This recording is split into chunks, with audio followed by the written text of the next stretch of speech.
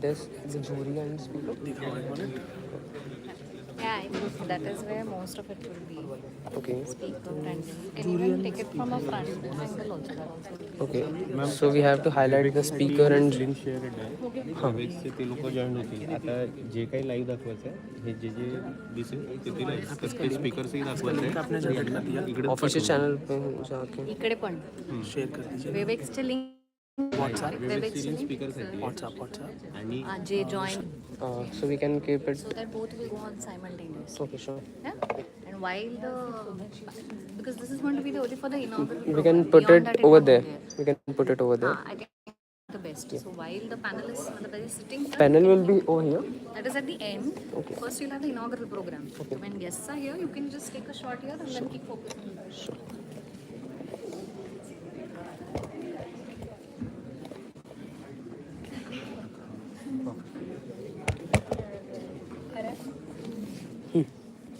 आप लाइव हो.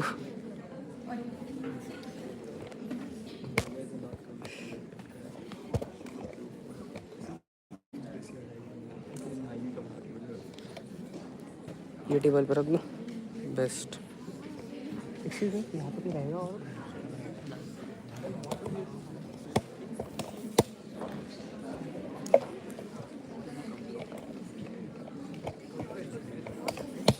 चार्जिंग कम हो रहा है चलिए चार्ज कर लूँगा. ठीक है. चलिए स्टार्टिंग में ऐसा फ्रेम रखो ठीक है. फिर इंडिविजुअल स्पीकर्स आ जाए तो फिर वर्ड्स बोलने वाले थे. तुरंत आज नहीं बोलने वाले. डिस्कशन में बोले फिर तब मेरे को बता दो कि कौन सा फ्रेम, कौन सा टाइम है जो इम्पोर्टेंट नहीं रहेगा इतना. ऐसा कुछ नहीं ऐसा कुछ है.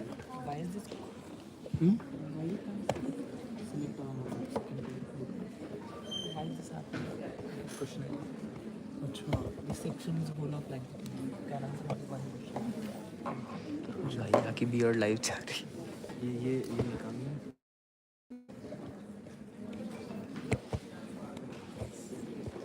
नहीं तो अच्छा एक्चुअली इसको ऊंचा ही कर ले थोड़ा. इस सृष्टि दीदी को कॉल कर लूँ क्या? मिल लूँगा. इसको वो कर ले थोड़ा ऐसा टिल्ट कर. पकड़ के थोड़ी रहेगा. नहीं पकड़ के नहीं रह रहा, छोड़ दूँगा. जो बोल रहे सब लाइव से आया बैठे.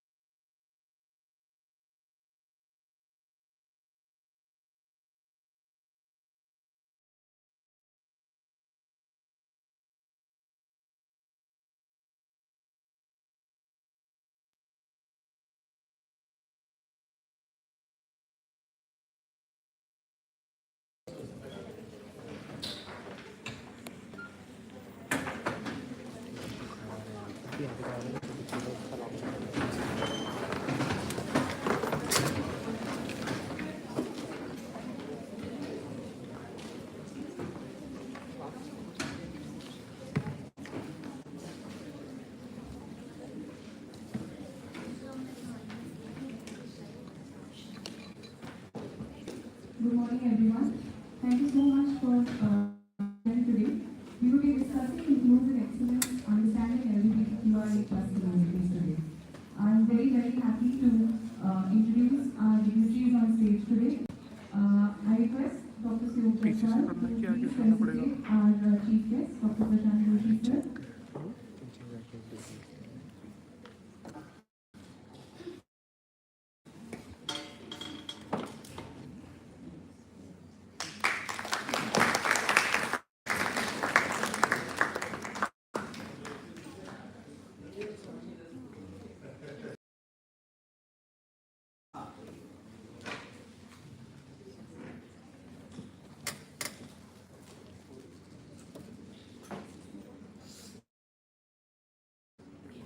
I request Dr. Jessa to also felicitate our guest of honor today, Dr. Mike Srinivasa.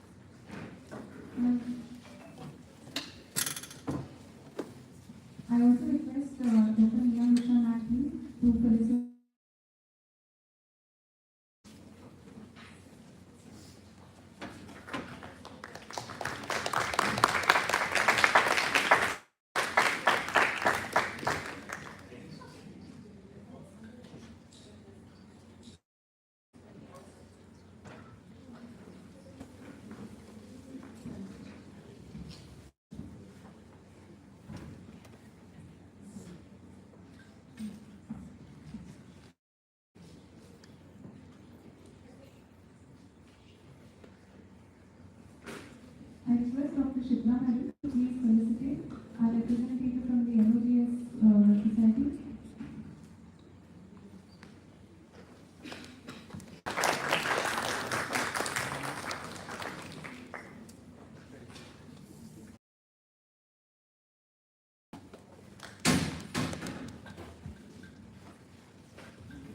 Good morning, everyone. Aim Startup is about passion for excellence. And when it comes to passion for excellence, there are no bars that are good. We want to improve each and every section of the society, and LGBTQ is no different for us. We understand, however, there are certain misconceptions, there are certain stigmas. This is one such attempt to address these misconceptions, to address this stigma, so that we can be more open and inclusive towards the society as it is. I don't call it as a part of a mediation, but I consider whole this thing as a mainstream of the society. This is us. Each and every one of us, and that is the whole idea. Symposium and panel discussion is a simple attempt to extend this understanding to the fraternity, to our students, to our nursing students, and to our fellow colleagues as well.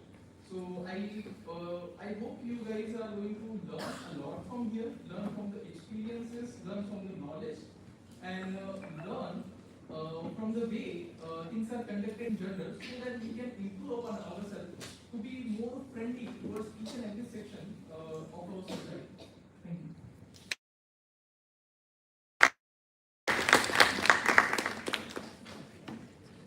Thank you for your words, sir. I now request Dr. Sandeep Vikhare, who is unfortunately not with us today. So, ma'am would be representing Dr. Sandeep Vikhare from the Nagpur Obstetrics and Gynecological Society. Hello everyone. The chief guest, Dr. Joshi sir. Shri Girivas is guest of honor, Dr. Naik sir, Dr. Jaiswal, Department of Psychiatry, all the dignitaries present here, and all my dear friends. I bring to you greetings from LGS, the Nagpur Obstetric and Gynec Society. I'm really pleased to see that the need for such a CME has been identified. I went through the complete content of this program, and I'm sure this will provide more culturally competent healthcare service to this society. The educational impact of such active learning sessions will definitely enhance our professional competency with such type of interprofessional setting. So I'm thankful that you made us a part of this. Thank you, Department of Psychiatry, and I wish all the best. Happy learning. Thank you very much, ma'am. I would like to request Dr. Shigiroi sir to give us 2 words of his wisdom.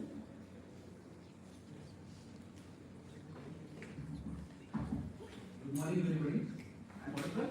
Yes, sir. Yes. I must congratulate the Secretary Department and LOGS for taking this initiative, innovative initiative, I must say that.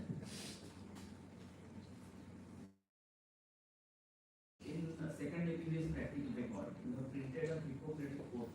Have you gone through that? Students, you have already stated as per the Hippocratic code, you have to give utmost respect to all from the time of conception. And now is the concept of one earth, one family. Vasudhaiva Kutumbakam. Vishwachi Maryata. So you have to respect every human being and treat every patient with dignity. I want to share. And I welcome Dr. Arun, Dr. Sudhi, and Dr. Shraddha. Am I correct?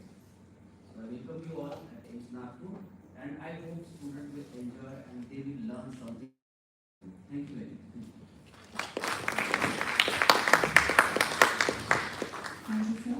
I would request Dr. Joshi sir to please give us his words of wisdom. Good morning. Good morning, everyone. Good morning, everyone. I am happy to see collaboration with Indian Psychiatry Society. Collaboration with Indian Psychiatry Society and Nagpur Obstetric Gynecology Society is conducting this symposium on inclusive excellence, understanding LGBTQIA++. This form of symposium, and this symposium actually highlights the importance of passion for inclusiveness. We have AIDS has always been a passion for excellence, and this is discrimination in terms of gender or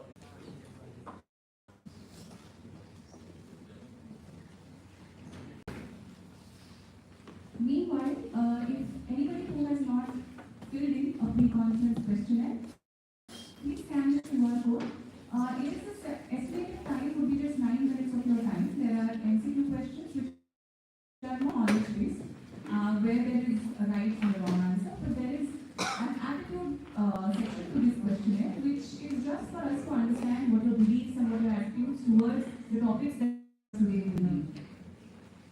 We will proceed with our symposium today, but I would really request each and every person, and also the ones who have filled it earlier, we had a small technical.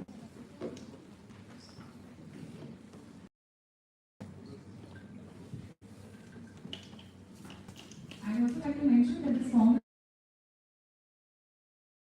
tell us your details, otherwise your responses will be entirely anonymous.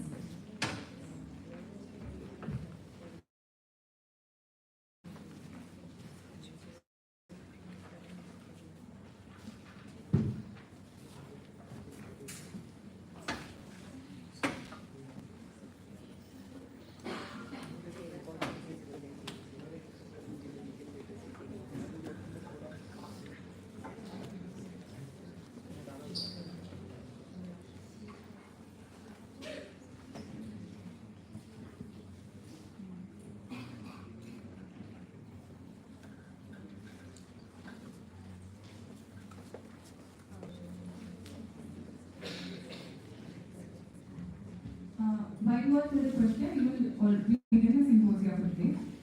We will delve into the core of our session. I invite Dr. Sudhi Mitra, the leader of the LGBTQ Task Force, Indian Psychiatric Society, to talk about LGBTQIA++, the basics.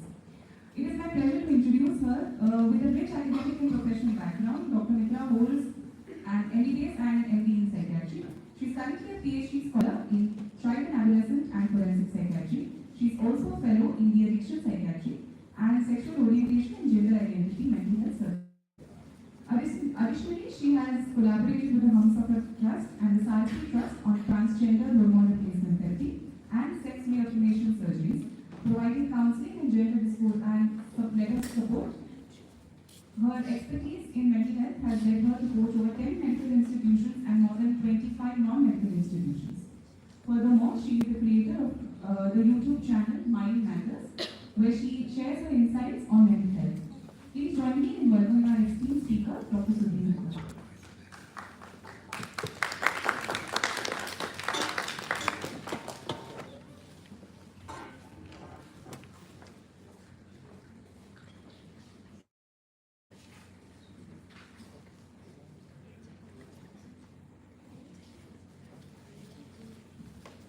Good morning, everyone. Thank you for this wonderful introduction.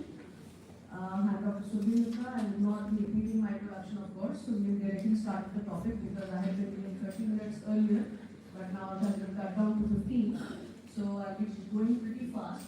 So please keep up with me, okay? So sexual orientation and gender identity.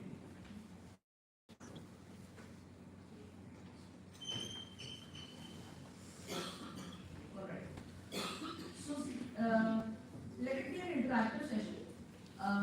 Does anyone know that there is a difference in between sex and gender? Yes. How many of you knew that? Oh, good amount of people knew that. Okay, so sex is your biology, okay, the way you were born, with the organs you were born, that is how you identify. The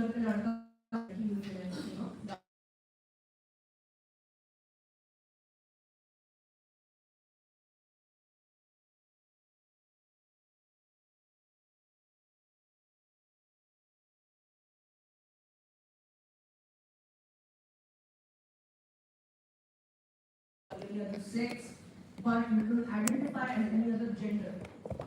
Sexuality is sexual attraction, so that is completely different. It should not be, confused with the gender or the sex. Okay, so that could be your identity. Now, LGBTQIA plus something देखा the letters are being added more and more every year. I think. So, can anybody tell me LGBTQ का full form just randomly? Somebody will stand up and yeah. Yeah, it goes like that: lesbian, gay, bisexual, transgender, transsexual, queer, intersex is for ally. Then there goes for sexual, and P for pansexual. Okay, wonderful. So lesbian is a woman attracted to a woman. Gay is a man attracted to a man. Simple. Bisexual means two. Bi is two, right? So could be attracted to a man as well as a woman. Transgender. ये चीज समझने में लोगों को थोड़ी तकलीफ होती है because transgender and intersex are being confused.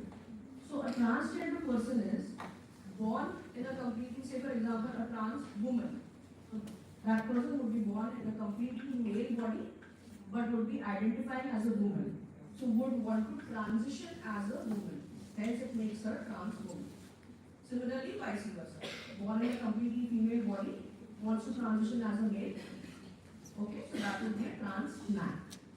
Transsexual, we don't use it these days because it mostly talks about changing your sexual organs, so we don't go there. So we only mostly talk about transgender. Now Q means queer. Queer is a blanket terminology. It covers everything. The LGBTQIA rainbow spectrum is covered under queer. So say for example, a person does not want to identify in front of you as gay, lesbian, transgender, whatever, they may just say that I identify as queer. If they're not comfortable, you're not supposed to question them. Okay. Q also goes for questioning, which means that they are still questioning their identity, they are exploring the spectrum. I is intersex. Now, intersex people we have read in certain books. Which year students are you? Third year. Various. So you must have read about, पहले एक word था hermaphrodites. So now we don't use that word because it's offensive. So we use intersex. Now born with both the genitals of both the genders. Okay. So they may have a penis as well as a vagina. They may have internal organs such as uterus as well as testis.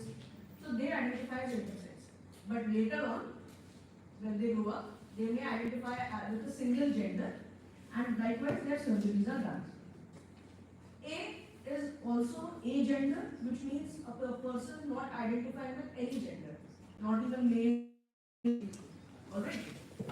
Asexual is a person who is not sexually attracted to any of the genders. A also goes for aromantic, which means they are not romantically attached to anybody, but they may be sexually attached to somebody. Alright? Then P is pansexual, which means they don't consider any of the genders. They may be attracted to a male, a female, a trans woman, a trans man, anybody. They are attracted to a human being's soul. So that is a pansexual. Now moving ahead, a gender-bred person. Now we know the gingerbread man, but here we use the word gender-bred person because we don't want to define man, woman, trans man, trans woman. So, as you can see the spectrum, pehla hai, the first one is gender identity.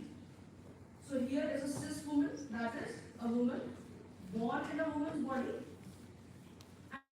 and as a woman as well. Is a cis woman.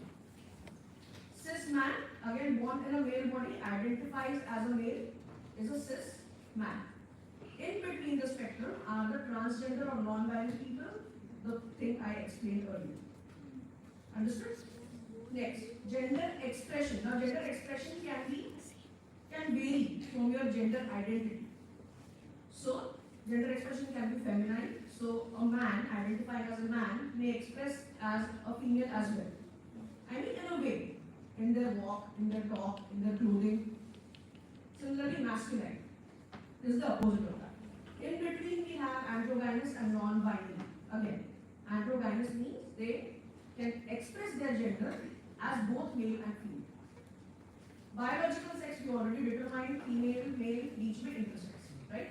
And sexual orientation is heterosexual, that is attracted to the opposite gender. Homosexual on another end, attracted to the same gender, and in between we have the bisexuals and pansexuals. Now these are slides which actually describe the same thing, so I will move ahead. So this is a clear-cut photo about what we understand as gender identity is in your mind, which means girl, woman, boy, man, transgender. How? And अगर आप नीचे देखेंगे a little down, you can see sex, which is determined by the female, male, intersex again. So this photo is just to give you an idea on a body of a person. Sexual orientation is what your heart wants. That is what you're romantically attracted to.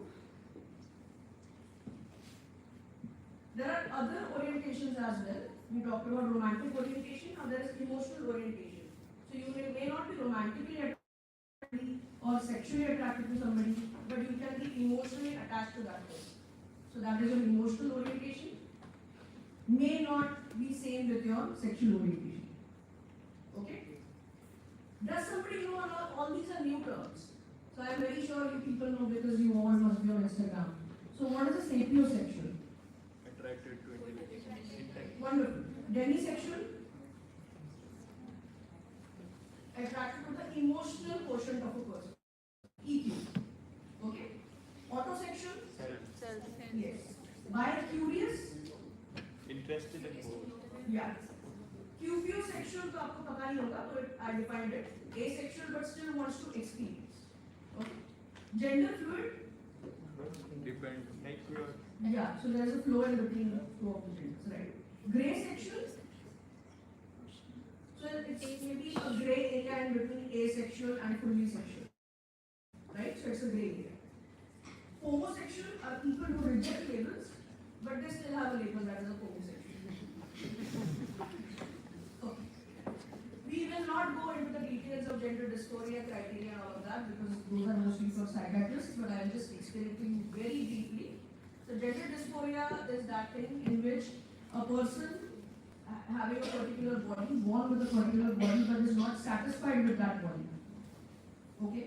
Not satisfied with their sexual organs, not satisfied with the clothing that they stereotype with, not satisfied with their existence in general amongst their circle, like peers. They want to identify as the other gender, they want to play games as the other gender, they don't want to have labeled colors, कि लड़कियों के लिए pink and लड़कों के लिए blue. Okay? So they reject such things. And people who basically face these things, who identify as the other gender, but they are not allowed to be behaving like the other gender, they suffer from dysphoria. That is, they have depression and anxiety related to their gender and body shape. Okay. So this was in brief. Let's not go into the details. I'll quickly cover the demographics. So, earlier, people born between 1980 and 1990, only 8.2% would identify as, somebody from LGBT. Now, when we compare it from Generation X, that is born between 1965 to 1979, only 3.5% used to identify as LGBT. Now, if we see Gen Zs, they identify 20.8% coming from LGBT. So the percentage has increased. It does not mean that people have increased. It means that people are more comfortable coming out now. Women are more likely to identify as LGBT as compared to men because in this world, LGBT men are more discriminated as compared to women. Of course, all this discrimination causes a lot of psychiatric disorders, substance abuse, and a lot of number of suicides. Now, majority of LGBT people have been or harassed non-sexually, 57%, sexually harassed, 51%, and experienced violence, 51%. So all percentages are higher than 50%. 59% of LGBT people feel that they have fewer employment opportunities, and 50% believe they are paid less than non-LGBT people. 38% of transgender people say they have experienced slurs, iska matlab gaaliyan, and 28% have experienced insensitive or offensive comments. 22% of transgender individuals say that they have avoided doctors or healthcare. Now this is upon us, because of the concern that they would be discriminated against, because it has happened, and that is the reason we are having this symposium. Okay, so approximately 8% of LGBTQ individuals and nearly 27% of transgender individuals report being denied healthcare outright on their faces. In care, stigma, lack of cultural sensitivity, and unconscious and conscious reluctance to address sexuality may hamper effectiveness of care. I mean, LGBT may be under there is a lot of discrimination within the community. Okay, so bisexual and transgender people are discriminated against way more as compared to people identifying as gays or lesbians. Okay, and you know the reason, because in bisexuals they say that okay, you should तुम्हारे में कोई ज़मीर नहीं होता, such things. And transgender people, they think that there are particular two genders, male and female. How can you identify as trans or somebody else? So that is there. That is the reason there is more discrimination.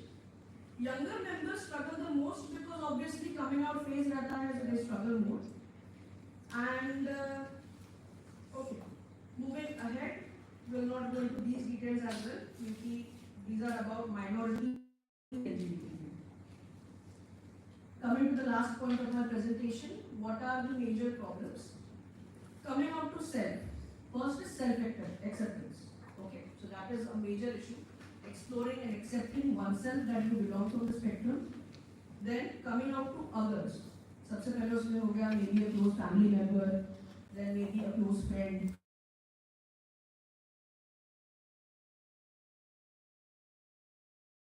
Cause of such things, sexual abuse and tolerating slurs as we discussed earlier. Presumption related to occupation. Now you know that mostly transgender people or intersex people are thought to be in the sex profession. They are thought to be prostitutes or beggars. There are religious problems, of course.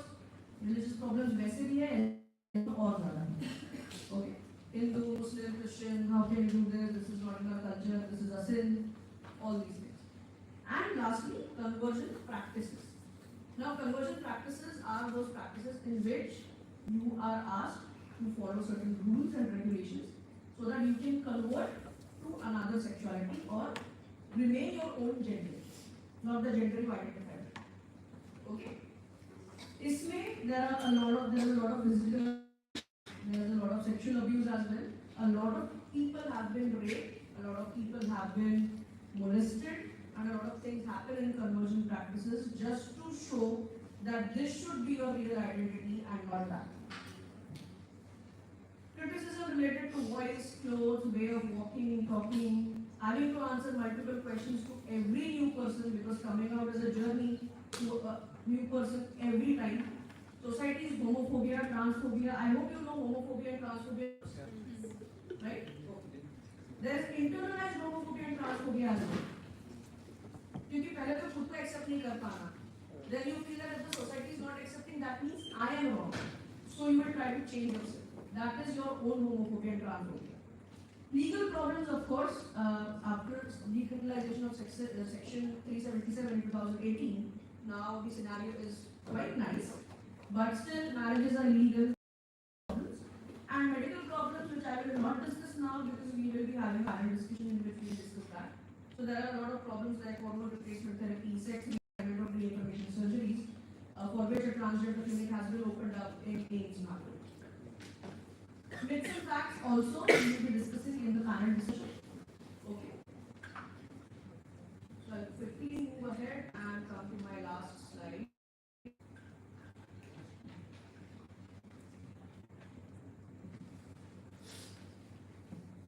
Yeah, what can we do as a society? What can we do as doctors? We discuss in the panel. So what can we do as a society? Protect individuals from homophobic and transphobic violence, prevent torture and cruel, inhuman, degrading treatment, repeal laws or help in repealing laws criminalizing homosexuality and transgender people, prohibit their identity, safeguard freedom of expression association and peaceful assembly of all LGBT people without lathi charges and Jallianwala Bagh, of course. Help in coming out. Call out problematic behavior of people. Calling out problematic behavior in public is a very important thing, because if you see somebody abusing somebody else, earlier we used to stand up for women. Now we also need to stand up for minorities. So if somebody is abusing somebody from the LGBTQ, I really hope that you people will stand up and call out that person that this behavior is wrong and should not be done, neither personally nor professionally, and publicly. So no. Lastly, do more positive research. Don't just Google it, or don't just follow the WhatsApp University.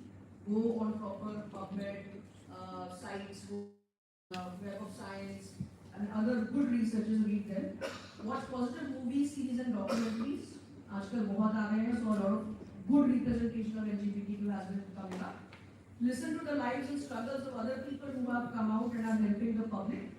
Become an ally. File petitions, because you people may not be knowing, but even allies can file petitions.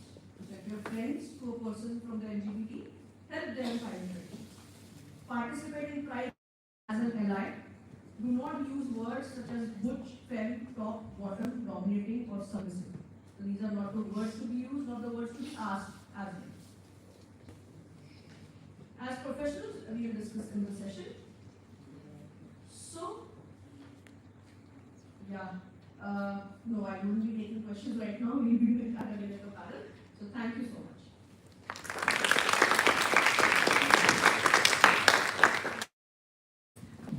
Thank you, Dr. Suji, for your wonderful words.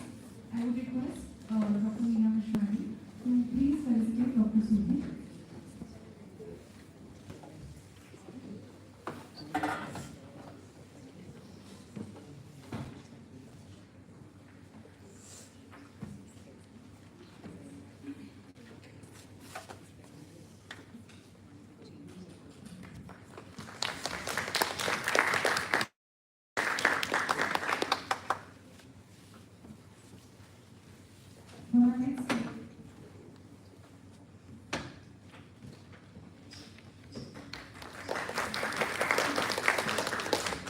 For our next session, we have Mr. Ankit Bhutani, who will be joining us.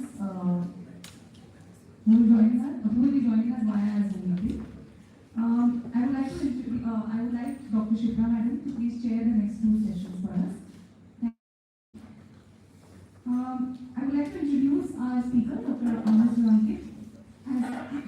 As a DEI, which is a diversity, equity, and inclusion catalyst, with over a decade of experience, Mr. Ankit Bhutani has been instrumental in transforming 53 companies in India into more inclusive and equitable workplaces. His capacity building experience empowers companies across various sectors, including finance, risk management, insurance, supply chain, and manufacturing, to value each individual's contributions. Beyond his corporate impact, Mr. Bhutani is a vocal advocate for diverse communities. He has addressed prestigious international platforms like the United Nations Human Rights Council and the G20 Human Rights Forum to champion gender equality and the LGBTQIA+ rights. His collaboration with the UN Women's LGBT Forum further demonstrates his commitment to advancing human rights globally. An accomplished speaker, Mr. Bhutani has shared his insights at TEDx and Josh Talk events on critical topics like gender, sexuality, corporate social responsibility, and social entrepreneurship. Awarded the Global D&I Leadership Award by the World HRD Congress in 2019, 2022, and 2024. Mr. Bhutani's perspective will now illuminate us about the intersection of cultural heritage and the LGBTQIA identities.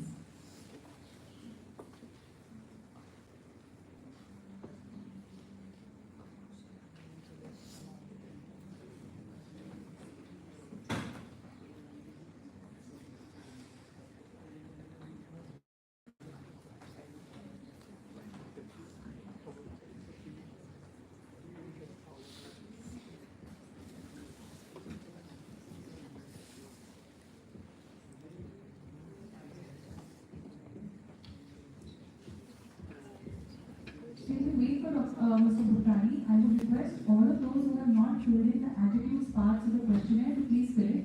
it will be a very, very fruitful discussion.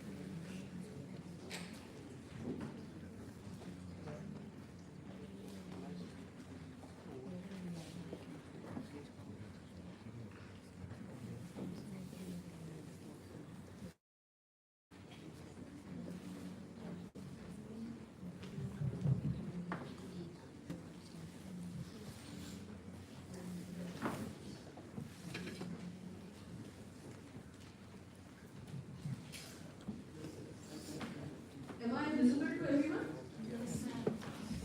So the other person is taking some time to join. So meanwhile we can interact. So does anybody have any questions? Because I have to go very fast. So anything you can just ask. No? Okay, sir. May I ask you questions? Okay. So when we talk about, publicly calling out such these problematic behavior, what do you think should be done? And anybody could go for it. Or have you done it earlier? Have you taken a stand for somebody? Not the LGBTQIA. Have you taken a stand for somebody? You have. Okay, so who have those people been? And why were they being bullied?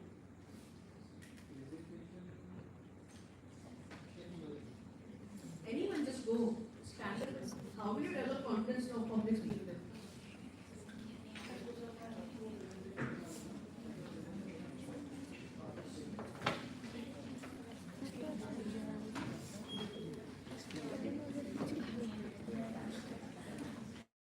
Everyone, मुझे बाहर बुलाया गया है ना, यहाँ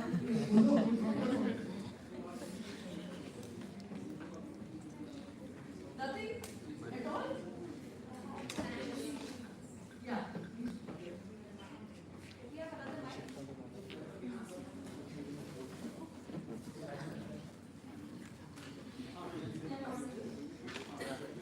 Actually, I would like to introduce myself. Yeah. So I'm Lakshmi. I'm a third-year student in BTech Engineering, electrical engineering. So since I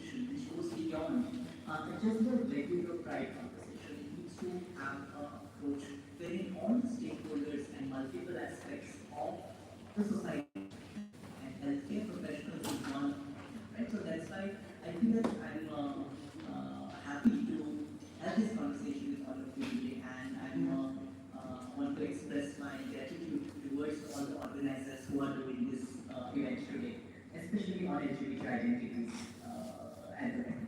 Right, so without giving much of background, I will start the conversation. So the topic given to me is an unique approach to queer sexuality and gender identities.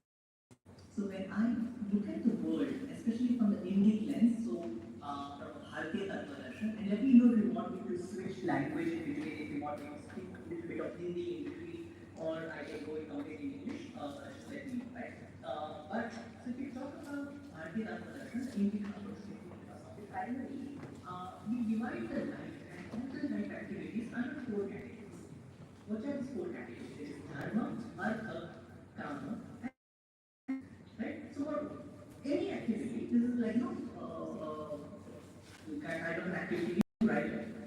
Can you think of a single activity a human could do or perform which will not fall under any of these purusharthas? Dharma, artha, kama. Is it possible?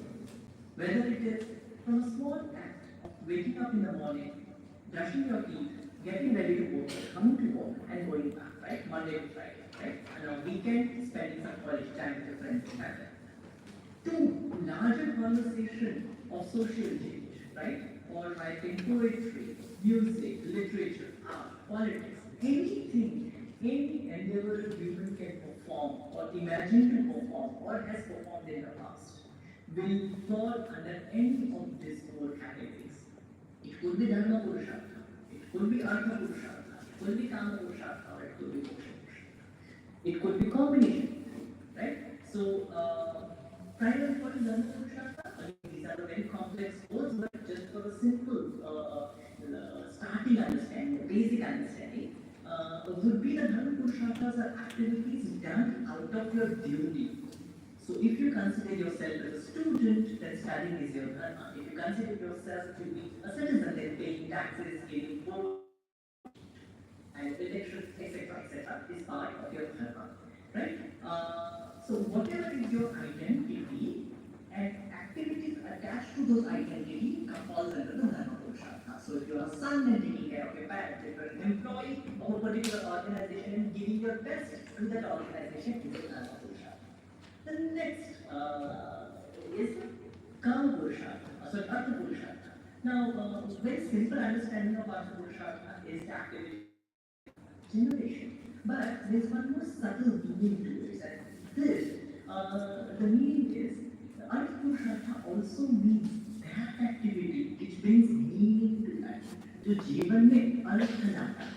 Artha, of course, wealth, money, prosperity, but also that brings meaning to life is also Artha Purushartha, right? So, beyond your regular activities you do to generate wealth, if somebody likes to write a poetry to that person, or any kind of art performance, dance, music, all of this can also fall under Artha Purushartha. The next one is the Kama Purushartha, right? What does the Kama Purushartha stands for? It primarily means the activities done out of desire. Any activity, like already it's 12:31 o'clock, you must be hungry, right? So you have a desire to have food right now. Especially if some of you know what is there in the menu, so what is the sweet there, right, for lunch? Oh, I know this is so tempting. Then this desire of you to consume gulab jamun can fall under the Kama Purushartha. So any activity which is done out of your desire to have any kind of sense gratification can fall under Kama Purushartha. And the last one is not an activity per se, but it's a withdrawal of the activity. Or if I want to make it more profound, then dropping of all other activity is a Moksha Purushartha. It could be of philosophically or theologically, getting rid of the cycle of birth and death. Shankaracharya says that Purana Vijanana, Purana Marana, Purana Vijanani, Janara. But it's a very simple understanding. It can be for a school child at 12 o'clock when school gets over and at that time it's time to go back home, can also be a Moksha Purushartha, right? So Moksha Purushartha primarily is about withdrawing or dropping of the activity and being free from the other activities. Dharma, artha, and kama. The reason to share how the starting point is very simple reason, friends, and that is understand the simple thing that any of this Purushartha is not looked down upon or not much celebrated. All these Purusharthas have an important respect and space in the Indian way of looking at life. Nothing to put under the carpet or nothing to so much celebrate about it. These are part and parcel of life and parcel of being human, right? And needs to be looked into as it is. There is nothing to be ashamed about. There is nothing to be proud about. It is as it is. And that's why the Indian approach talks about this four primary Purusharthas. When I was a kid, my mom used to take me to temple. And one of the things which my mom used to ask me to do is this ritual called production. As you can see in this picture, this Swamiji is going around the deity. Then I asked my mom when I was young that, Mom, why are we doing this activity? Are there any particular reason to do this? My mom was like, don't ask so many questions. This is supposed to be done, right? Many of the parents would be doing exactly the same. We don't know why are we doing it, right? As I grew up, I understood there are multiple beautiful meanings of it. But one of the meaning I really, really love and adore is this.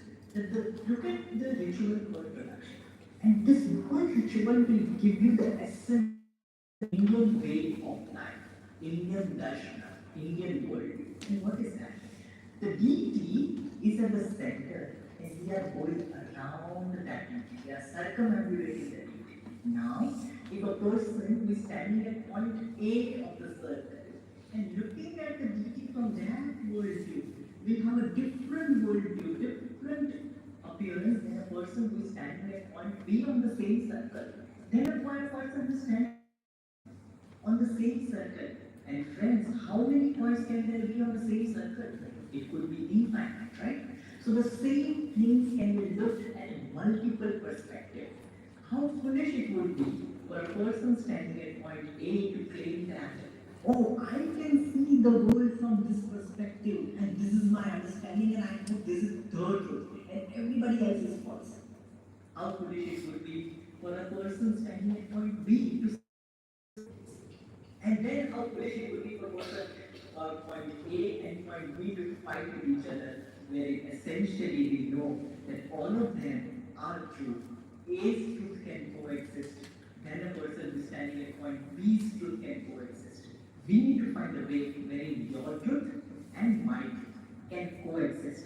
And once we circumambulate the whole deity, once we complete the production, then we offer our obeisances. Then we offer our Pehle jano, fir mano is what the production talks about.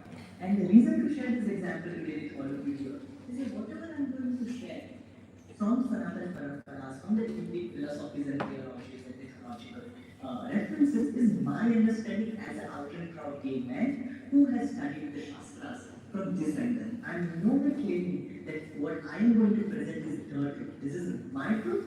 If you would like to celebrate the inclusivity, understanding and interpretation of the faith, feel free to join me. But if you don't find it comfortable with that, that's perfectly fine as well, because I know my Sanatana Parampara gives me the space of multiple truths can coexist.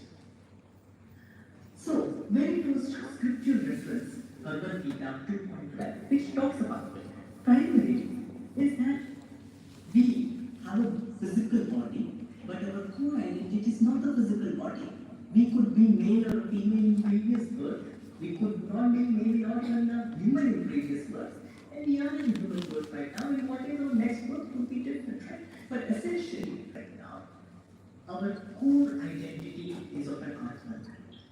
And this Atman is gender beyond. Never there was a time when I did not exist. No you, not all these things, nor the future shell in which all of this will not end. Who is that is constantly existing? The Brahman and the Jivatma. Brahman and the Jivatma. These are the core identity which constantly exists. Much before, hey Arjuna, you are appearing in front of me, or I am appearing in front of you. So the core identity of being is the Atman, which is gender beyond. I'm not using the word gender neutral here, I'm using the word gender beyond. The same Atman could have a male body in this world, could have a female body in the second world, and constantly in the third world, right? So it's constantly could change. Again, one more reference from Bhagavad Gita 2.13, here limited times I want to detail, but again, core identity, equality, understanding of philosophy and an Indian understanding of theology is that we are core Atman, and Atman doesn't have any gender. Now we'll primarily quickly go into various scriptural references. In my study of Sanskrit scripture, five types or five categories of queer people are mentioned, and very interestingly, friends, look at the timeline. Look at the timeline. Right? It is 200 BC, 600 BC, 1000 BC approx. These are the timeline in which our great sages and thought leaders of those times talked about it. LGBT, New English words, how long they existed? Not even more than 100 years old. Right? When this we had queer identity at least acknowledged, and nowhere claiming to be it was celebrated. But I can definitely say it was acknowledged. And why would they acknowledge it? Because it existed. If something did not exist at all, why would they mention, right? So, Napunsaka, Kleba, Pandya, Sanya, and Nastriya. These are the categories of LGBT or queer humans are referred in Yogic Shastras. Now we can go a little bit more detail, but I quickly glance through it because some of them are derogatory in politically correct terms in today's world, but this is the Shastra as it is, right? I hope none of you there is below 18 because some of the terminologies may not be appropriate for somebody who's underage. But I don't go to each and every one of it because I have around 67 Sanskrit terminologies which I have discovered from the Shastra, so you may but primarily the reason to share this, friends, with all of you here is look at the detailing in which our Rishi Munis, our Shastras, and our Paramparas have talked about it, have acknowledged it, have told us that it was there. What it takes for us to reject all these identities today. And if we are rejecting that, using the mode of religion, using the armor of faith, that will be. Right? Kiva. So earlier one is from the Chapter Samhita, which is the primarily medical text. Then again, Shruti Samhita is medical text primarily, in which 5 types of Krivas are mentioned, 600 BCE, approximately written text.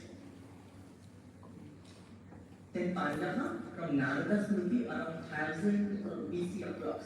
The fun fact is, these 14 types of men which are mentioned in Narada Smriti are told should not get married to opposite gender. How many gay men or lesbian women we know today who are being married to opposite gender? Because in India, no matter how fine you are or what fine you are, no matter what your situation is, शादी करा लो सब ठीक हो जाएगा. Get this child, get married, everything will be fine, right? That's what we do.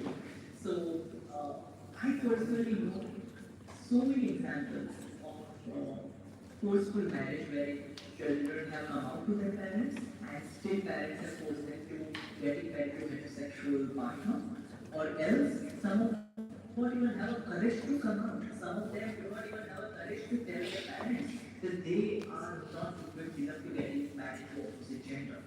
And what happens at the end? Anytime a parent has a queer child, they know about it and forcing their children to get married. My question is very simple. If your child was getting married to somebody who was gay or lesbian, would you have allowed it? Especially if you are a parent of a daughter, would you allow your daughter to get married? If your answer is no, who has given you the right to spoil somebody else's daughter and sister's life? So, if you are somebody or know somebody who is forcefully engaged or getting married to opposite gender and their sexual orientation or gender identity is not equipped for the consumption of heterosexual marriage, I request you to stop it. Not because Nanda Suti written 1,000 years ago, 1,000 BC talks about that this kind of but because it is the right thing to do even today. And going beyond, this is the oldest Sanskrit dictionary, Sanskrit Shabdakalpa, in which I have come across 20 terminologies which talks about diverse gender identity, orientation, and expressions. Right? Some of them may not be appropriate for today's terms. Some of them may be derogatory, but this is what it is, right? And that's why I give a disclaimer that everyone should be 18 plus or 10 plus. I'll just spend a few seconds here, you can just glance through it, take a picture if you want, but yeah. This is how open, this is how mature the conversation. Nowhere you can unsee that it has not been put under the carpet. This is not something not to talk about. Shh. Talk about this, it's not there, at least in the past. Right? Now, all this terminology still now we reference to were primarily focused on male, but not female. They're just only related to male. Even there are Sanskrit terminologies we can find for females as well. So these are the 10, not as many as for males, I don't know, patriarchy or whatever, but there are 10 terminologies which I have found in literature which talks about women as well, right? So here are they. Which talks about Nastriyas, which talks about queer women. In short, there are around 69, this was one stick mark, actually 67 terminologies which I found in Sanskrit language, Vedic literature, which talks about queer gender identity, sexual orientation, and gender expression. So now that we have covered the Shastra part, let's come to the Puranas part, the stories. The very famous story when we talk about queer identity is of Shikhandi. Now, what is the story of Shikhandi? The story of Shikhandi comes from Mahabharata, and I'm sure all of you there are Indian audience. I wanted to give a background of Mahabharata war, so I'll quickly talk about Mahabharata as it is, right? So Kauravas and Pandavas are fighting with each other. The Kauravas and Mahabharata, right? This in-person class, I would have asked this question. Can anybody tell me how many days the Mahabharata war went on, right? But you are not in front of me, so again, I just don't. It was 18 days. For a good 18 days, the war of Mahabharata is going on and on. Who is the leader from the Kauravas side? It is Vishwapitama, right? Who is leading the Kauravas? That means it was his duty to protect the Kauravas side, because as a leader of that army. And opposite to him was the Pandavas, to whom Vishwapitama were emotionally invested. So look at this complexity. Vishwapitama is leading the Kauravas where it is his duty, it is his dharma to protect the Kauravas. At the same time, he is emotionally involved in the Pandava side, so he is not killing anybody from the Pandava side. Out of the 18 days of Mahabharata, for good 10 days, the war went on and on without anybody being killed from either side, any major person, major character of Mahabharata being killed from either side. None of the Kauravas, none of the Pandavas. Because Bhishma protecting all the Kauravas is the duty, but at the same time, you are not killing anybody from the Pandavas side. Right? So, if the Bhishma Pitama is not eliminated from the battlefield of Kurukshetra, this war could have gone on and on till infinity. There could have been no end to this war. And that is where the character of Shikhandi is brought in. Shikhandi was a person, child of Drupad Maharaj, Brahman. Draupadi is what it Shikhandi was born as female, but with the blessing of Yaksh, takes on a male body. And that is when Shikhandi is brought into the Mahabharata war.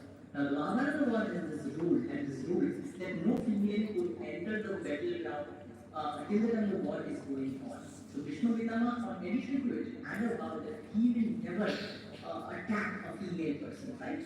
So, Vishnu Pitama says that, okay, Shikhandi is female, I consider you as a female, I will not attack. And because Vishwamitra drops his weapons down in front of Shikhandi, he is eliminated from the battleground. Now, very quickly, look at the imagery of this thing. One side is Vishwamitra, presenting the old orthodox conservative thought process, which says that if you are born as female, I will consider you as a female, and nothing else. You are born as a female, you need to be considered as female throughout the life. Whereas others, Shikhandi is placed on the chariot of Arjuna. The same chariot which has been ridden by Lord Krishna as a charioteer, and Arjuna is the principal person on that chariot. In between Lord Krishna and Arjuna, even above Lord Krishna, is the placement of Shikhandi in the war of Mahabharata. So this time Krishna says that I'm not breaking any rule. Shikhandi, if you're identifying yourself as a all the rights to come on the battlefield, you think the war is going. Side is Bhishma Pitana said, no, you are a female because you are born as a female, I consider you as a female, nothing else. Right? So Krishna is accepting today's reality. Krishna is accepting if you are identifying yourself as a male, I will consider you as a male. So Bhishma Pitana said, no, you are born as a female, you are female from your life. And that battle is happening in which Bhishma Pitana is eliminated first from the battlefield and not. The next story, of course, is of Ardhanarishwara, wherein Lord Shiva and Devi Parvati is shown half by half. The story goes that this one devotee of Lord Shiva, he said, I worship only Lord Shiva, you and nobody else. But Lord Shiva smiles and says, Kudesh, me and Devi Parvati are no different.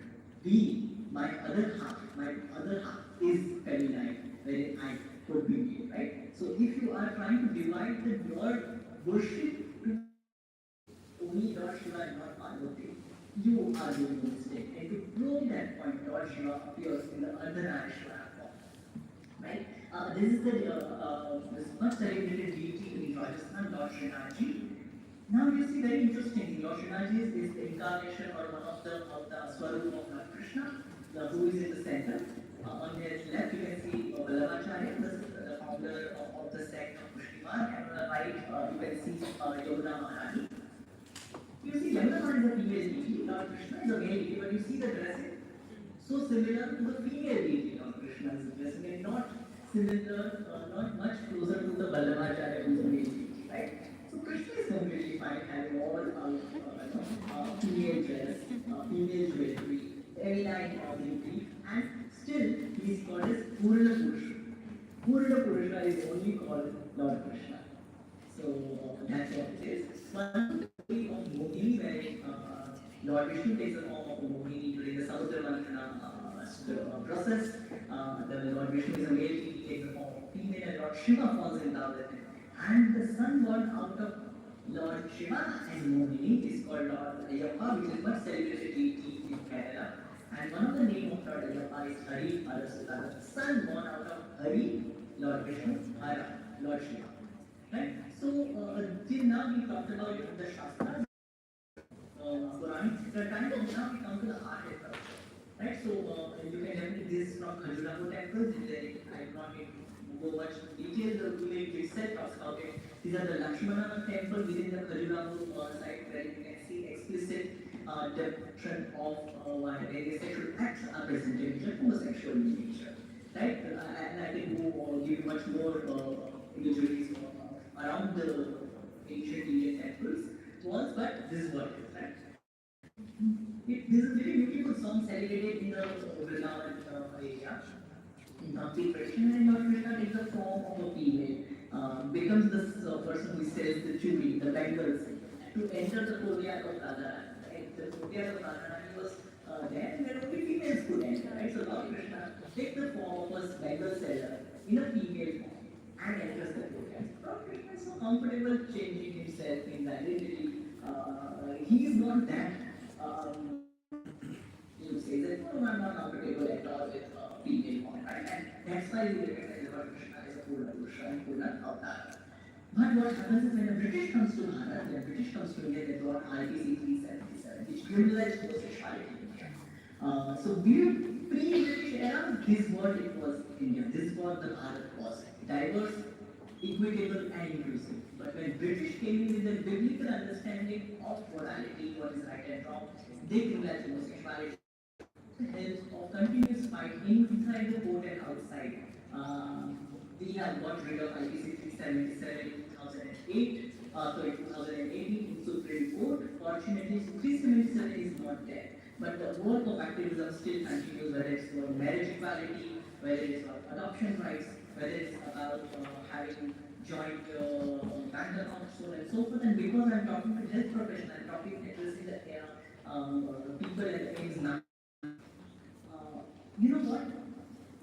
I am hospitalized and I'm not conscious. Even though I would be living with my partner for 30 years, my partner, who is of the same gender, did not have a right to take the decision of pulling off the plug. Although I want my partner to have that right. Or else if I'm unconscious and my partner want to visit hospital, my blood relation family could take objection for him being there because there is clear relation between me and my partner. So when people ask me this question, Ankit, why do you want marriage rights? My answer to this is very simple. I was speaking at the G20 Human Rights Council last year when India was president of the G20. And during the G20 delegation, I made this point that I don't care whether you call it a marriage or not. I really don't care if you give us marriage rights or not. Even if you call it Timbuktu or anything else, I'm completely fine. As far as you give us all these legal small rights which comes with an institution called as marriage, right? Whether it is joint bank account, hospital visitation, or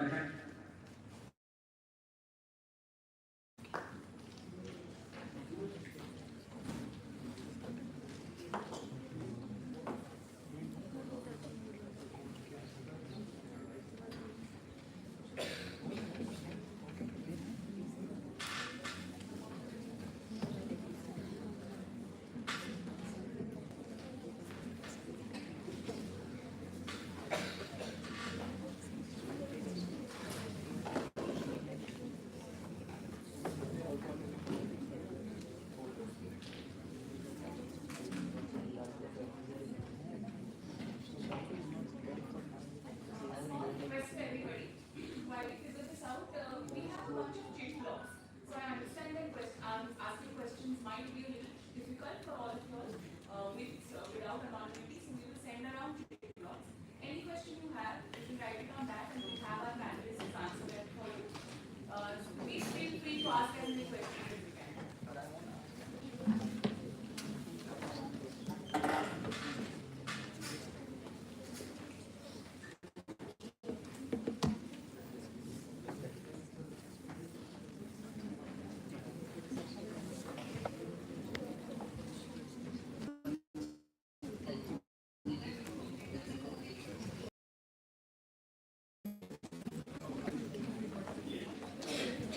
yes, but I can hear your screen right now. There is.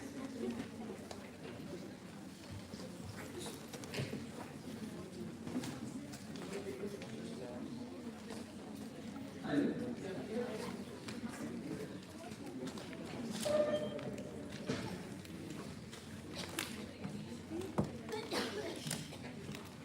Yes. Please introduce yourself and then ask your question. We do not have audience, but this is a quick question. Mr. Tia.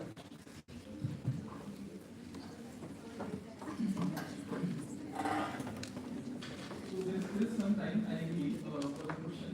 I will take the questions at the end of it, and I don't know how will I get answer from you. I'm not really sure about that. So nonetheless, I think thank you for your great talk, and thank you for enlightening us, letting us know how it all started way beyond and way before. We are going towards more inclusivity and knowing how it all in India. So thank you for your time, Mr. Ankit, and thank you very much. It's very important. I hope all of you would be inclusive healthcare service provider, and that is what we need. For our next session, it is my honor to introduce her today, Beyond India. Ms. Joshi is the director of Mission Vishwa Kamatma Foundation, an organization tirelessly working for the welfare of the transgender community. She is also the founder of Project Mission Vishwas, the first and only initiative designed to help children born with atypical genitalia. Furthermore, she founded Mudra, the nation's first and only transgender dance group recognized by Honorable Nitin G. Gadkari and the Ministry of Culture. Her contributions extend to the G20 summit held in Nagpur, where she was an invited speaker. One of the recent initiatives is the IVNF collaboration with AIMS Nagpur for support of transgender health services at AIMS Nagpur. Please join me in welcoming our esteemed speaker, Ms. Shraddha Anita Joshi.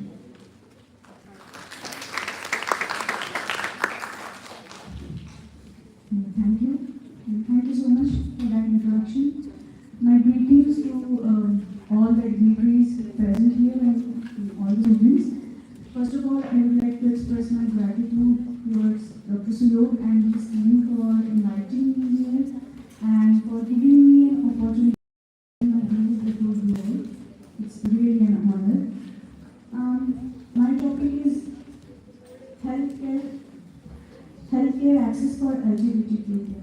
But before starting, I would like to mention that I'm not a medical professional, so whatever I'll be putting before you today will be purely experience based, which I have learned from my work in all these years. So since 4 years, Vishwa Foundation is working for the transgender community.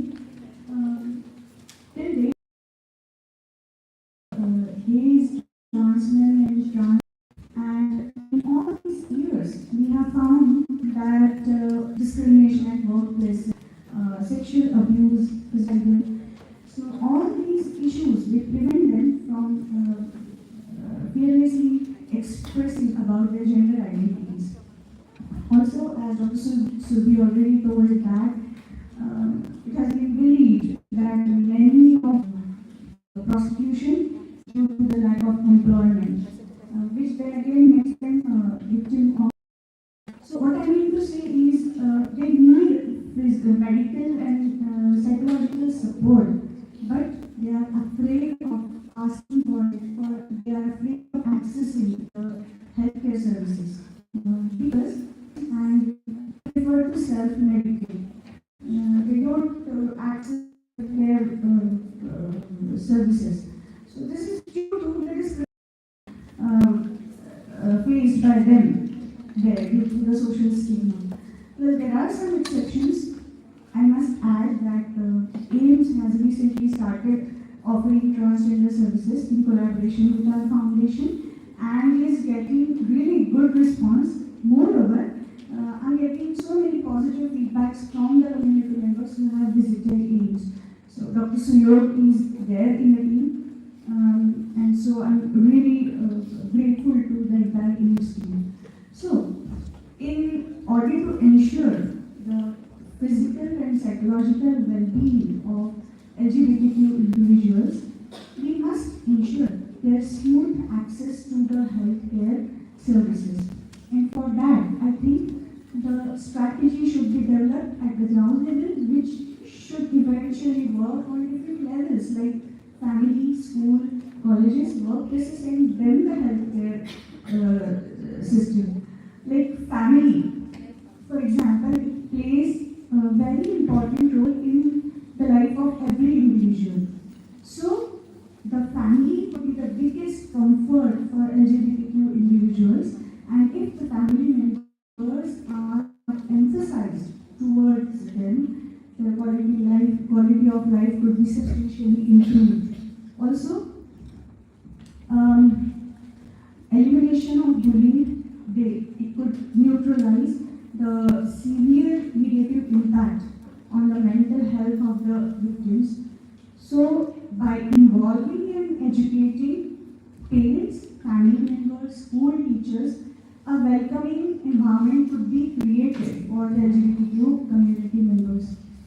Talking about the healthcare industry, I think AIMS model it could be worth following, because when we gave the proposal of starting this transgender services to AIMS, the entire team, it showed such a positive approach, and every doctor, every medical professional in the team was keen to understand the needs of the community. So, I need to say that if we want a smooth access to the healthcare industry,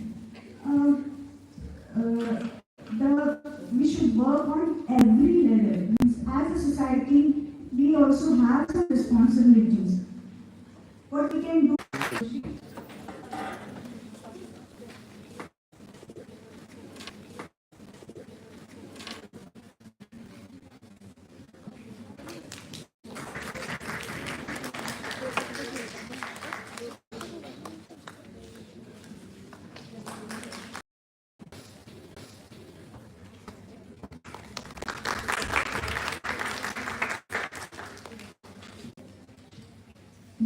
move to a segment of our panel discussion.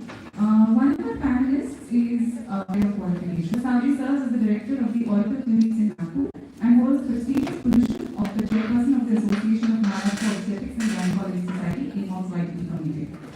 She is the recipient of several esteemed awards. In 2022, Dr. Saji was elected president of the JCI Nagpur Medico, further highlighting her leadership in the medical community. She is a dedicated member of the Policy, Sexual Health and STI Committee and has contributed significantly as a co-author of the Handbook in Aesthetic Gynecology and various chapters on infertility. Additionally, she also is the co-editor of the book Handbook in Infertility. At first, then to speak up to somebody and then a healthcare provider helping them out to understand what exactly is happening with them is something which I think needs to be addressed at most. Right. Very rightly said. Besides the healthcare concerns, I mean, we're talking about sexual health needs, reproductive health needs. I think mental health concerns are also quite an important issue. So this question is not to Dr. Jaiswal. Sir, what are the specific mental health challenges faced by the LGBTQ individuals, and how as healthcare providers we can address mental health needs? What happens is, when you are made to fit into something which is created for somebody else, there is obvious thing that you are going to face certain difficulties, and probably LGBTQ community faces more difficulties because of that. Because we come with a set mindset. Let's assume the hospital. We have male wards, we have female wards. Baki, there is nothing in between for us. Correct? When we enter into the system, we have options. Male, female. And now, fortunately, we have none of the above or other. This option is available. However, this is just the start. So people tend to pick. You go to the airport, you have male washrooms, you have female restrooms. In between, we actually do not have. So if you happen to face this kind of discrimination, which is to a great extent institutionalized and not deliberately even at many places. However, this is something that it is. And if you are facing it day in and day out, does it turn out very obvious that you are going to be feeling more distressed and every time you have to have more considerations when you are dealing with society, and none of it is deliberate. It's just the way it is right now. The society the way it is right now, that's how it is. So gives rise to more stress, and of course, coming out is a process, and this process has not only you making up your mind, but also you understanding the society, the way they take this information, the way they are given to understand it, their basic knowledge about the things like the LGBTQ basics that we learn today. I myself didn't know quite a few things about that. So when it comes to that, so somebody who has no exposure to gender identities and this science, it becomes difficult for them to understand what to refer to someone to as he, she, them.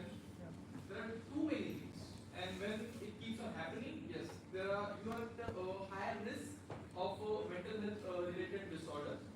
Be it coming out process, be it societal acceptance, be it discrimination, and even persecution at times. So yeah. Yes, sir. So with that in mind, yes, like add something. When you said each then, I wanted to add to that it is very true that you should not assume a person's sexual orientation or their pronouns or their gender. So you should first ask them what their pronouns are, and whatever they are comfortable with, address them like that. Also, avoid using the word girlfriend or boyfriend.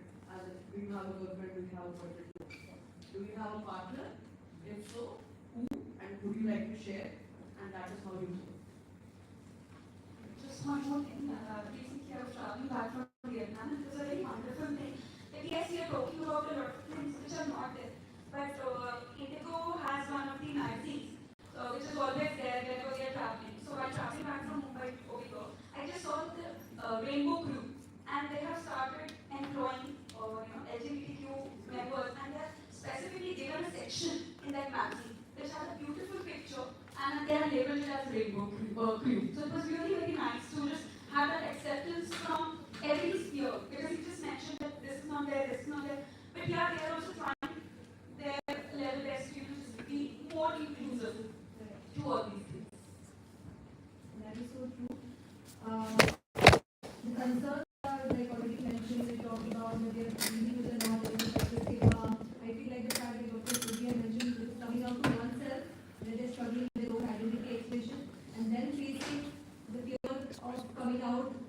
right? And the repercussions that it may have, especially, I think one point that I was going to ask, what is it to be, what are the barriers maybe, or what do, as healthcare providers who are belonging to this community, the LGBTQ, what are the difficulties or the issues that they have faced as clinicians or as healthcare providers?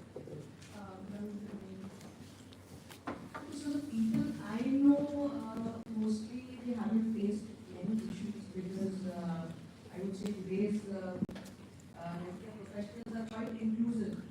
But yes, if we talk about people who do not believe in inclusivity, कितना भी उनको hammer कर दो कि नहीं, this is very basic, this is very natural, this is very normal, they may have this, indirect, unsaid, uncomfortable feeling when a person or a healthcare professional from the LGBT who may be around. So they may, may have certain opinions, but they may not voice it in front of them. So if they have certain opposite opinions when it comes to LGBTQ, they probably may shy away from talking in front of you. Or when a healthcare professional from the LGBTQ walks into a room, they may suddenly keep quiet. So these things may be experienced. Like, I just want to add. Adding to that, actually recently I met one trans man. After there was a flash about inauguration of this transgender clinic at AIMS, he came to me and he has already visited AIMS and met Dr. Suyog too. So he was telling me that earlier he had been to the healthcare provider, I will not mention the name, but there they said like ऐसी कुछ फालतू चीजें हमारे यहाँ होती नहीं, ये सब सर्जरीज वगैरह हम नहीं करते. So what I mean to say, even in my speech, I wanted to say that we need to create more and more awareness. और सिर्फ society में ही नहीं, awareness should be, or the sensitization should be, I think. Yes, very rightly said. I mean, the stigma, as healthcare providers, also a lot of us may carry some biases and prejudices, right? Because we are still a part of the society, right? We just happen to be in this field. So we carry with us those prejudices and those biases. And therefore, as healthcare providers, we need to be aware of them. And like Ma'am said, we should be having more sensitization programs on this and more so that we can raise awareness. And as healthcare providers, we should be more in tune with that, right? So, yeah. Because basically it's the conditioning. Right. See, when you're a child, you see a father and a mother. You grow up in a heteronormative society. We call it a heteronormative society, where you see only heterosexual couples. You rarely see any same-sex couples, right? So you think, or you're conditioned in a way, or you're brought up in this way, okay, this is the only reality that exists. And that conditioning causes these prejudices, which need to be unlearned and then relearned. It is implicit training programs, that is what it is. Because we are not taught that this is wrong, but this is what we perceive as a growing, is belief is such. So that training programs are very important. I feel that would make us, at some point of time, make us realize that this is not what we are actually heading towards, and we need to unlearn and then relearn all these things. So, as patients as well, they face the stigma in their community and as well as in healthcare, right? When they come to the doctor, it's when they feel they should be more accepting and, the environment should be a very safe and supportive environment when they come to the doctor with their concerns. But if they go to have such a feedback, that's what I think one of the barriers for access, like Dr. mentioned, that a lot of them self-medicate, right? Because they are afraid of such interactions, of course. Negative repercussions are coming out in general. Fear of coming out to their parents, not accepted by society, not accepted or rejection by their family. So they do face a lot of mental health challenges. Are there any resources that are available or support groups that the youth can really access to and produce, and do we have resources that they can access? Dr. Subi? So there are a lot of NGOs that work with the LGBTQIA. So, the most well-known NGO is the Nas Foundation in Delhi, and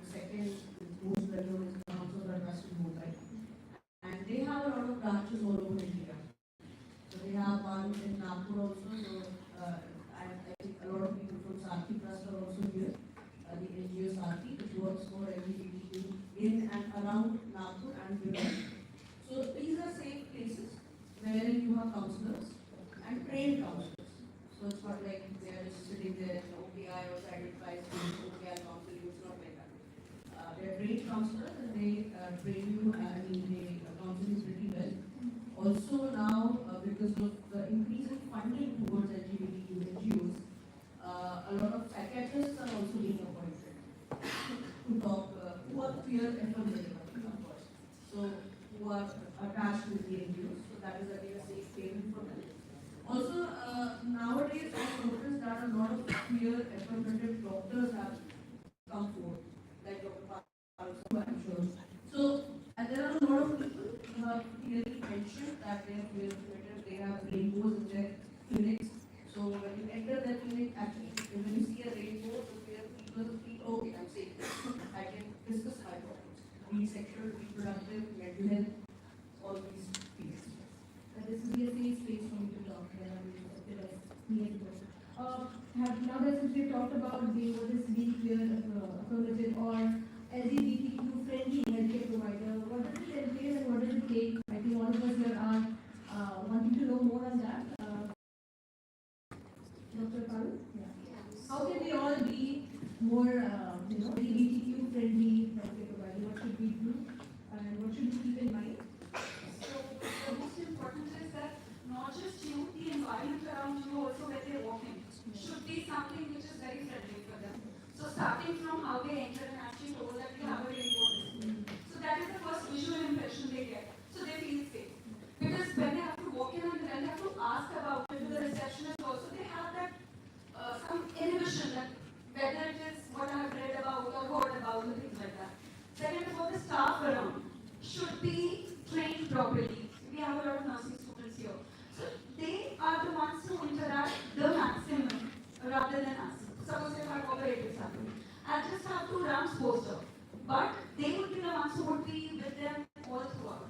So they should be trained properly. They should be specifically asked that how they are supposed to cater to them, what are they supposed to talk, how they are supposed to address to them.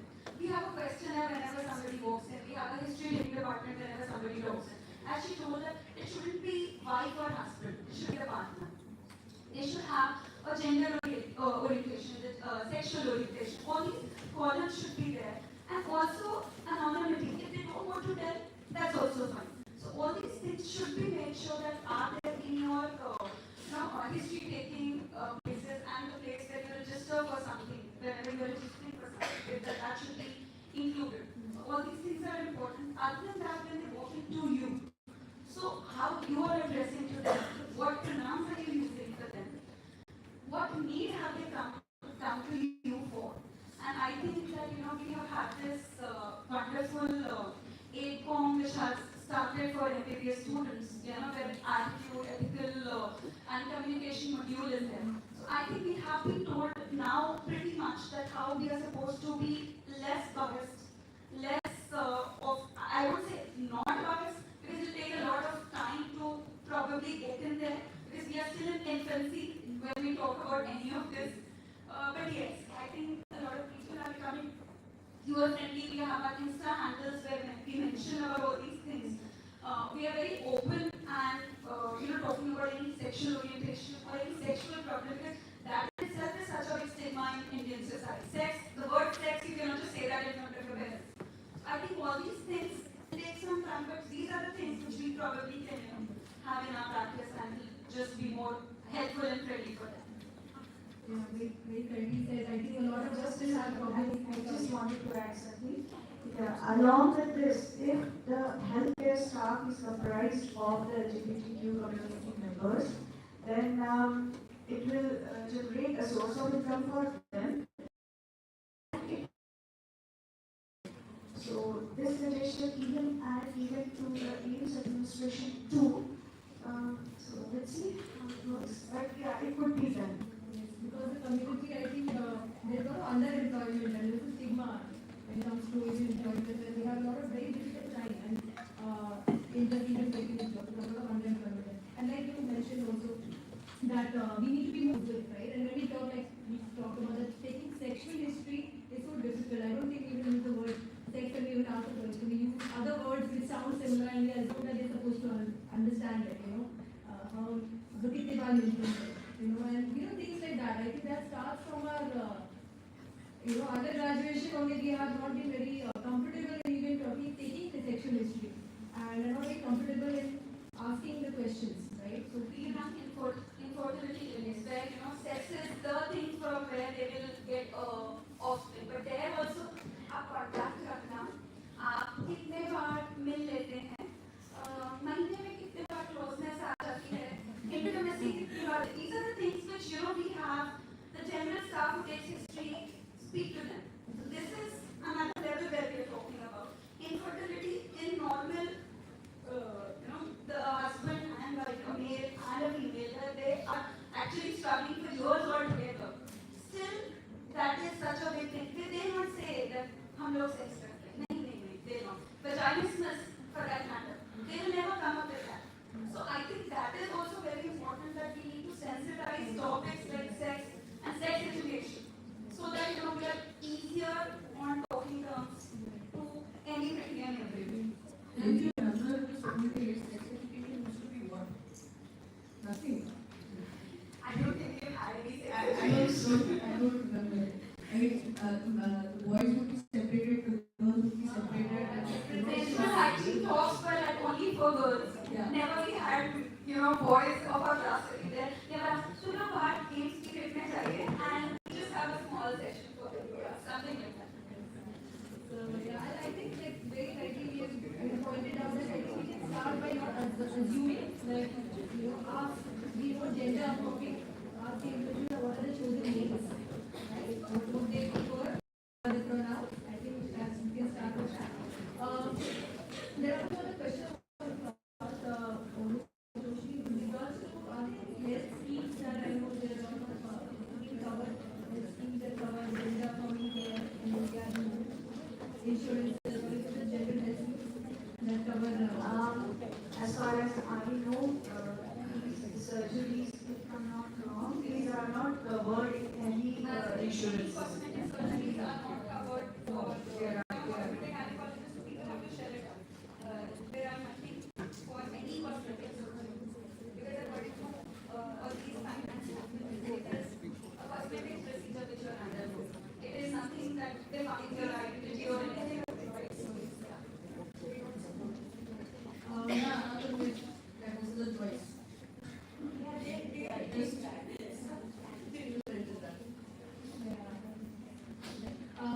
Question to Dr. Jessa.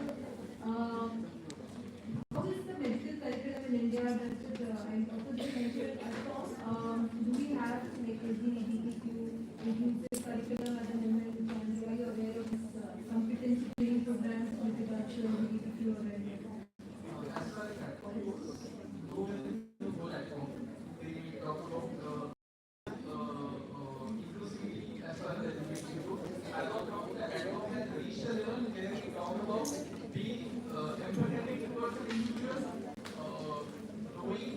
Asking about the things in a respectful manner, not assuming things, and moving from that paternalistic model of criticism to more holistic approach, the patient-centered approach. We are there as of now, but I think the next step will be the inclusiveness as far as the curriculum goes. And I am not really sure even in obstetrics and gynecology or even psychiatric undergraduate, there's anything about LGBT which is taught as a part of curriculum. I'm not really sure there are any questions there on these courses as well. However, in clinical practice, when you go, then you get to see the cases like this, when you see patients from different backgrounds and communities, and then you realize there are very few things that are there in books. There are too many things that are there in the real life. So I'm not really sure. As of now, we are able to bridge that gap. We have still a long way to go as far as medical education goes. But as a whole, I mean, we already have to ask this question. Do you feel that such programs, intelligent programs are helpful and it's a much needed? It's much needed. Yes or no? Yes. Yes. Really?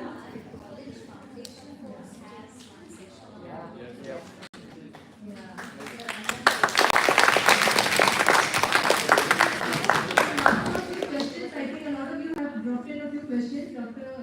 Kshitij, would you like to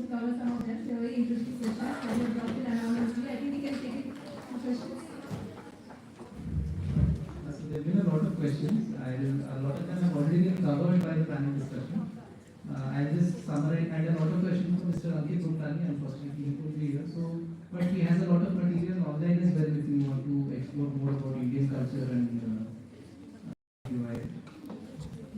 One of the questions that has come up multiple times is regarding help in coming out. How can I help somebody who wants to come out? How can I support them? And how can we counsel parents regarding if a child wants to come out? So, yeah, basically, as I told that coming out is personal journey, first of all. So, you should be able to help them come out of the internalized homophobia that we have, or internalized transphobia that they may have. In case if that's not the case, if they are proud about themselves, then nothing they can, because then that is from where you go ahead. And then, if they say, now coming out is a choice, of course. I mean, accepting to some other person is a choice. You cannot force them to come out. But you can, if that person wants your help, then you can become an ally, and you can definitely say that, I do some personal research, I go and talk to your parents. And if the parents are understanding it, they're still like, I'm not willing to take on this because, there's no level of medical education in that. So what you can do is you can go to a peer recommended psychiatrist, or you can take the parents to a peer recommended psychiatrist, and that psychiatrist will help you. Also, as I said, take them to LGBTQ NGOs. You can go there as well. You can take the help of all these things to help them come out. Yeah, sure. Even I would like to share the social organization can play major role in this coming out. For example, I just want to share. 2 years ago, I met a trans woman who was in deep pain. Actually, her parents they just disowned her, or she was living alone. She was working somewhere. Was in so much of trouble. Also, she had cleared the CS Foundation in first attempt, Company Secretary Foundation. So, what we did, she was very much worried that her parents are not first of all, you accept yourself. First of all, just make some identity of yours and just see eventually your parents will accept you. So we sent her for corporate training in Bangalore, and from where she had been placed to JP Morgan in Bangalore. And recently, she Mr. Parvin and eventually her parents उसके पापा उससे बात नहीं कर रहे. Eventually, her father he started talking to her. वो communication build up हो गया. Means the social organizations can play major role for coming out, for expressing their identity. Also, just add on to one point, I always advise my patients from the LGBTQ spectrum that आप पहले अपना education अच्छे से complete करो. आप अपने पैरों पे खड़े हो जाओ. उसके बाद फिर coming out का देखिए. Because coming out when you're a student or when you're just studying and you have no source of money, it doesn't make much sense in this world as of late. Maybe in a more inclusive world it may make a change, but not as of late. So I always advise these two things. आप पढ़ाई अच्छे से कर लो, अच्छा कमाने लग जाओ, पैरों पे खड़े हो जाओ. Then you don't need to even take permission from your parents कि आप मुझे क्या करना. Just adding to that, so recently I seen a lady who had walked into the hospital, and she was married for some 3 months. She came to know that she is lesbian. Yeah, I think we had another question. How much was the percentage? 76% believe that works. So I think, but that was before the start of session. 76% said that it is okay in patient's consent. Not that it works. In fact, we have had patients, so say the breast development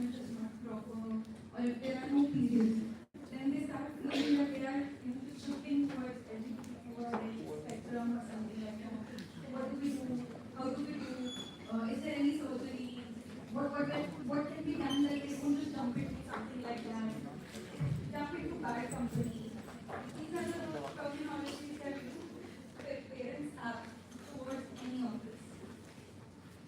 So just to clarify, the 76% of population said that. Yeah, so with the consent of the patient, conversion practices can be applied, right? That's what the bill is. So, no, conversion practices are absolutely banned in India. They are illegal, they are unethical, they are immoral, and you cannot change a person. Whatever you do. Okay, so even with the consent, you are supposed to tell that person, भले ही आपका consent comes because of internalized homophobia. Okay, उनको लगता है कि नहीं मैं गलत हूँ, मैंने हेटेरोसेक्सुअल बन जाना चाहिए या मैंने अपनी जेंडर से आइडेंटिफाई करना चाहिए, इसलिए मेरे को कन्वर्ट करना है. And they are ready to do anything for that. Okay, but no, even with the consent, let me clarify it 100% to the 76% population, it does not work and it should not be done. Or you could be put behind bars, literally. If somebody goes. I think the NFC has declared that it is professional misconduct review, so there is a chance of license suspension and stuff like that. I think almost all other points have been covered in other questions. There's just one question which has repeatedly come up in the previous questionnaire as well as in the questions about to what extent are sex, gender and sexuality biological versus psychological. I think it's too deep, too large a question to go into the roots of, but maybe you can direct as to where they can read up further on this if you want to.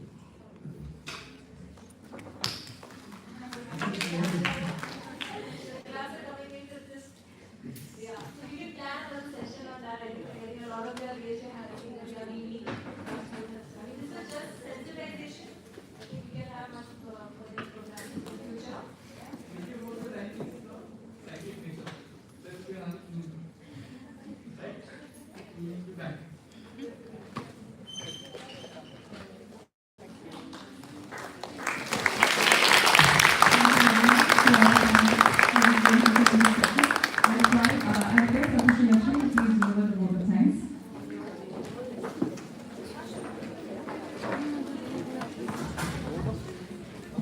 Good afternoon, everyone. So, little drops of water, little grains of sand, take a mighty ocean and a pleasant land. So, today I think was one little drop in the vast ocean that we.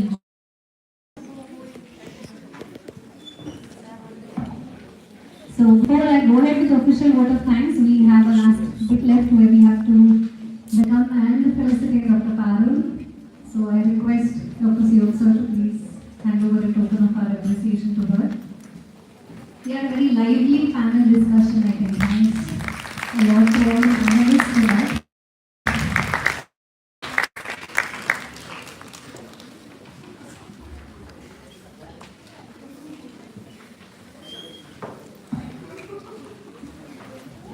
So yes, of course, the thanks begins with our director and CEO who is behind us in all our programs. He was there with us today sparing his very, very important time. So we're very thankful to Joshi sir for that. We also had Dr. Manish Sridhar as our guest of honor. So very big thank you to sir as well. We had representation from the Nagpur Obstetrics and Gynecological Society, though Dr. Sandeep couldn't be here. So we are very thankful to them to collaborate with us for coming up with this program today. Big thank you to all our speakers, Dr. Sukhri, who I think set off the spark which began this program.